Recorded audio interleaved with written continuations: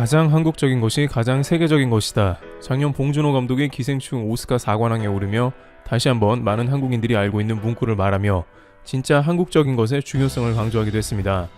한국은 최근 BTS, 블랙핑크를 비롯해 문화계에선 넷플릭스 등 대단한 활약을 펼쳐나가고 있습니다만 정작 해외에서는 한국을 잘 모르는 경우가 여전히 많다고 전해지고 있습니다. 그런데 의외로 많은 부분에서 그것이 한국이 제대로 한국을 알리지 않았기 때문이라는 의견이 나오는데요. 한국은 한국 것에 대해 스스로 좀 더 확실하게 표현하거나 구체적으로 알려야 한다는 의견이 나오고 있습니다. 즉 자신감을 가져야 한다는 이야기인데요. 예를 들어 최근 주한 영국 대사관에서는 관저 요리사가 직접 김치를 담궈 영국 국회와 한국 관련 인사 50명에게 김치를 선물했다가 매우 큰 호응을 얻었다고 합니다.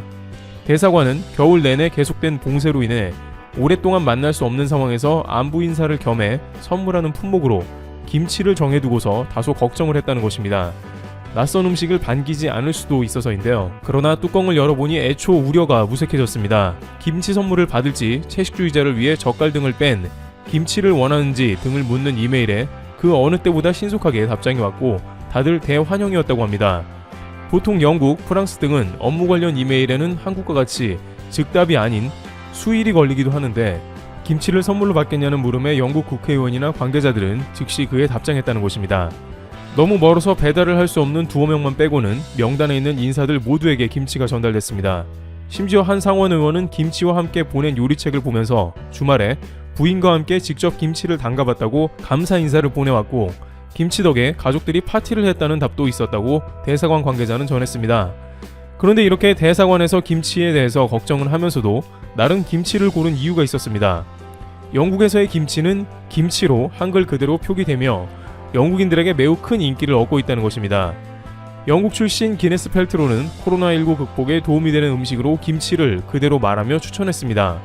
실제 지난해부터 영국에서는 김치가 코로나19를 이겨내는데 좋은 건강 음식이라는 입소문이 돌면서 김치가 떴습니다.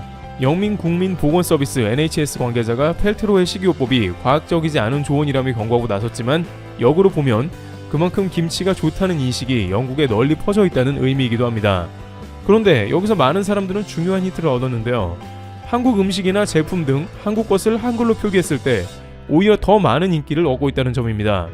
떡볶이를 떡볶이라고 표기함에도 불구하고 한국 기준이 아니라 서양 기준에 맞춰서 스파이시 라이스 케이크 등으로 표기해 놓은 과거에는 다소 인기가 지지부진하다가 K푸드가 유행하면서 적극적으로 떡볶이라고 한글식으로 표기하자 오히려 선호도가 높아지면서 동시에 글로벌 시장에서 인기를 얻게 되었다는 것입니다. 최근 미국에서 공장을 계속해서 확장해가면서 인기를 얻고 있는 만두의 경우도 마찬가지입니다.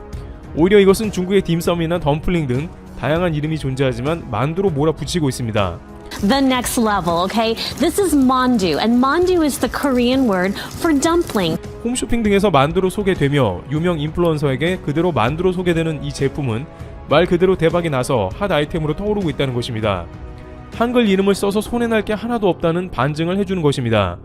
하지만 그럼에도 불구하고 이렇게 굳이 번역한 영어식 표현이 많이 사용되고 있습니다. 예를 들어서 부대찌개 같은 경우 일부 나라에서는 army stew로 표현해 놓았는데 외국인들은 처음 봤을 때 오히려 더욱 생소함을 느끼거나 거부감을 갖는 것으로 판단되고 있습니다. 이미 해외의 음식이나 제품 등으로 인식하고 있는데 영어로 번역해서 해놓으니 이상하다는 것입니다. 심지어 김밥의 경우 요즘엔 김밥도 씁니다만 과거에는 코리안 스시로 표현하는 경우까지도 있었습니다. 특히 오랜 세월을 거쳐 한국의 김은 미국에서 자리 잡게 되면서 훌륭한 간식으로 소문이 났는데요.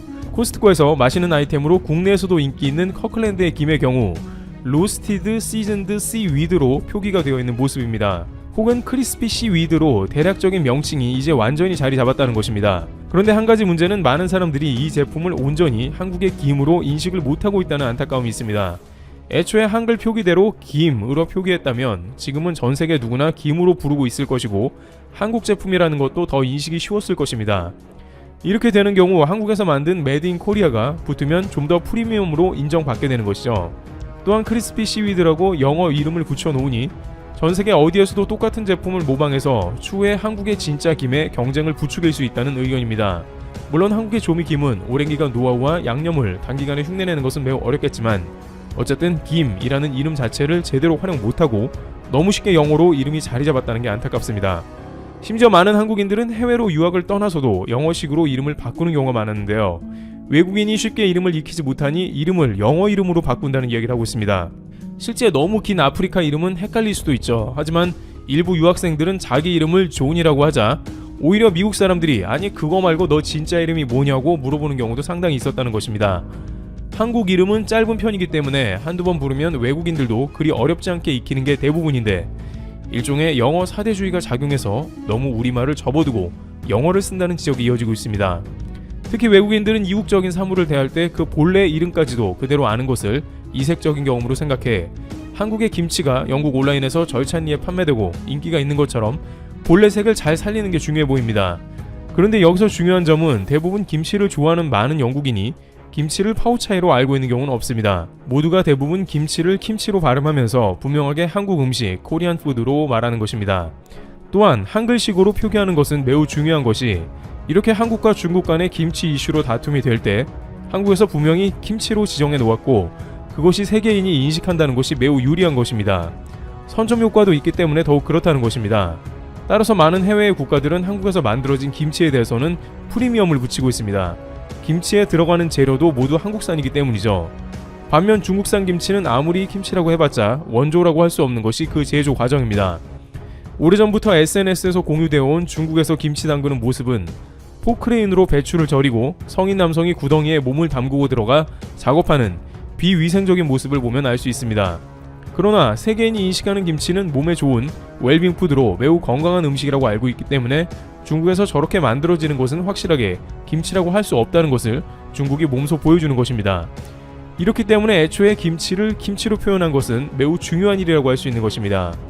과거 김치가 외국에 알려질 때는 피클 캐비지라고 굳이 번역식 표현을 사용하기도 한 경우가 있었는데 오히려 이렇게 되면 파오차이에 밀려서 중국에서 더욱 파오차이 국제화를 위해 노력했을 것입니다.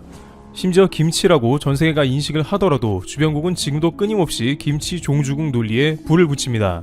실제 일본 언론은 한국이 중국 김치 없이는 식생활을 유지할 수 없다는 다소 자극적인 타이틀을 통해서 실제 한국 김치 수입이 수출보다 7배가 많다면서 한국 김치에 대한 비판적인 글을 싣기도 했습니다. 틈만 나면 이렇게 주변국이 한국을 노리고 있어 더욱 많은 제품의 아이템들의 한글화가 중요한 것입니다. 또한 이는 최근 중국에서 한국의 많은 문화들이 원래는 중국 것이었다는 주장을 반복해서 펼치고 있는 등 자신의 정체성을 제대로 유지하지 않고 있다가 뜻밖의 중국과 같이 공격하는 세력까지 등장하는 세상이기 때문에 한국 입장에서는 이제 전 세계가 잘 인식할 수 있도록 자신만의 고유한 이름을 개발해 사용해야 하며 한국의 다양한 아이템이 갈수록 세계 속에 인기를 얻는 만큼 이런 것에 대한 지속적인 홍보를 해 나가야 한다고 판단됩니다.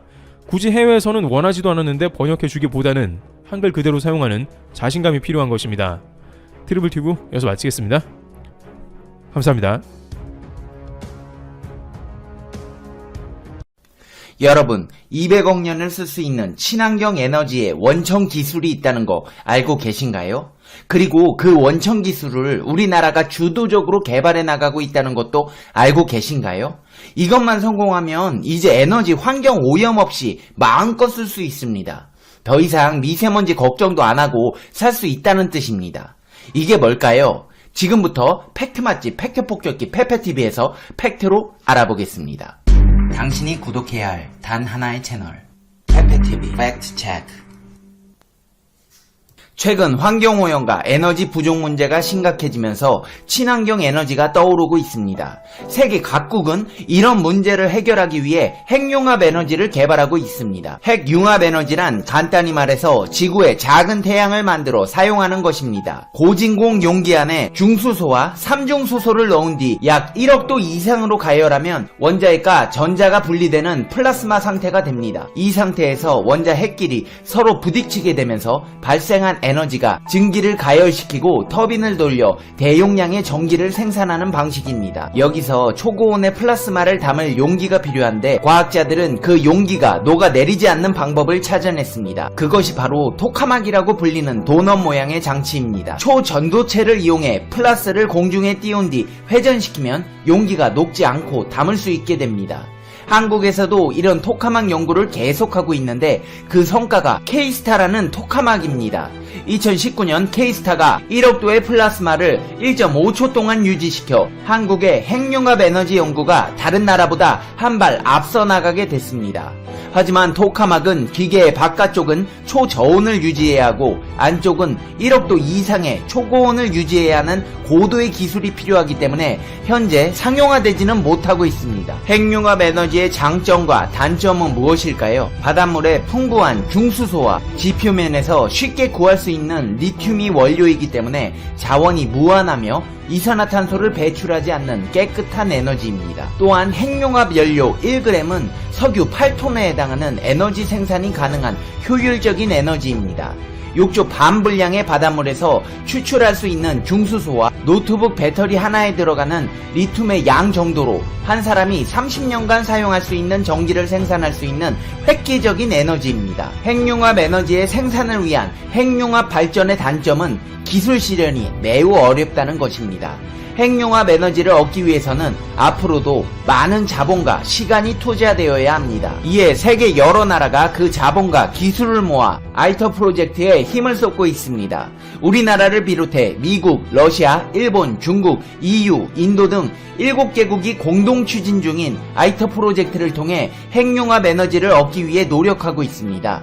현재 65%의 진척이 있으며 2025년 12월에 공식 가동을 시작한다고 합니다. 핵융합 에너지는 매장량이 많은 바닷물과 리튬에서 구할 수 있다는 점, 원자력 발전에 비해 안정적이라는 점, 환경 오염물질을 거의 배출하지 않는다는 점, 마지막으로 연료가 풍부해 에너지 확보를 위한 국가 간 분쟁 염려가 없다는 점 때문에 꿈의 에너지로 불리고 있습니다. 무엇보다 안전하다는 것은 가장 큰 장점입니다. 핵융합은 소량 연료를 계속 주입하는 방식으로 연료 주입을 멈추면 바로 반응을 멈춥니다. 발생 폐기물 역시 소량으로 배출되는 데다가 수십 년가량 보관 과정을 거치면 중저준위 폐기물이 돼 원전보다도 위험도가 낮습니다. 하지만 핵융합 발전과 상용화시키기 위해서는 고난도의 기술들이 개발돼 상용화되어야 합니다. 이 중 가장 핵심 기술은 토카막인데 이는 핵융합 과정에서 발생하는 플리스마를 만들고 담아두기 위한 장치입니다. 이 장치는 절대 0도에 가까운 영하 268도 극저온 상태로 유지되어야 합니다. 토카막 내 플리스마에 1억도 이상 초고온, 초고압을 가하면 비로소 핵융합 반응이 일어납니다. 초저온과 초고온을 동시에 구현해야 하는 고난도 기술입니다. 이와 관련해 토카막 기술 개발 한참 진행 중입니다. 최근 영국 정부는 2040년 상업 가동 가능 핵융합 발전소 건설을 목표로 핵융합 반응로 토카막의 개념도를 만드는 스프리클 토카막 4 에너지 프로덕션 프로젝트에 2억 2천만 파운드, 약 3,348억 원을 투자한다는 계획을 밝혔습니다. 영국 원자력 에너지청은 로러럼 지역에 신규 핵융합 발전 연구시설을 건설한 뒤 인근의 셰필드 대학과 연계해 차세대 핵융합 발전 재료 개발 연구를 진행할 예정입니다. 이미 한국을 비롯해 미국, 러시아, 유럽연합, 중국, 일본, 인도 등 7개국은 국제 핵융합 실험로 구축에 속도를 내고 있습니다. 태양에너지의 원리인 핵융합을 이용해 발전소를 프랑스 카다라슈에 건설하는 사업입니다. 2025년 첫 플리스마 생산을 목표로 7개국이 18조 원을 투자했습니다. 이들 국가 가운데서도 가장 주도적인 역할을 하는 곳은 한국입니다. 우리나라는 국가 핵융합 연구소를 중심으로 핵융합 관련 기술 개발을 추진하고 있습니다.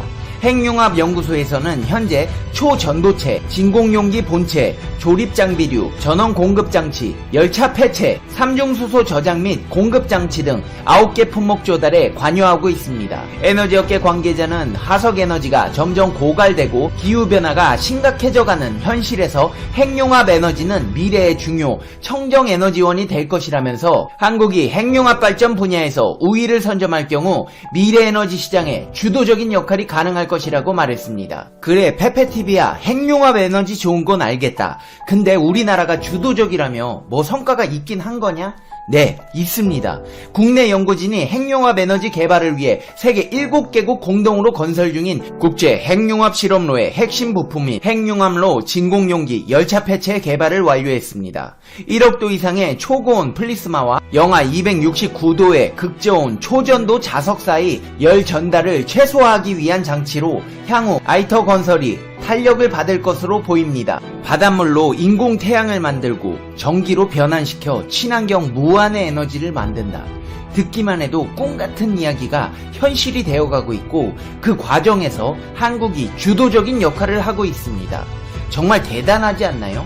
국가핵융합연구소 아이터 한국사업단은 국내에서 조달되는 아이터 열차 폐체의 초거품을 성공적으로 제작해 최종 검수를 마치고 이미 벌써 부산항을 통해 아이터 건설지인 프랑스 카다라시로 운송하기 시작했습니다. 아이터 열차 폐체 개발을 이끈 한국사업단 토카막 기술부장은 전체 600개의 패널과 7만 개의 볼트로 조립되는 열차 폐체는 가장 많은 접합 부분을 가지고 있어 까다로운 설계와 제작 조건이 요구되는데 한국이 상세 설계부터 전체 제작까지 100% 국내 기술로 조달한다고 설명했습니다. 핵융합 관계자는 높이 12m에 달하는 열차 폐체의 공차가 2mm에 불과할 정도로 정교하게 장치를 제작하는 기술을 성공적으로 구현했다는데 의미가 있다고 설명했습니다.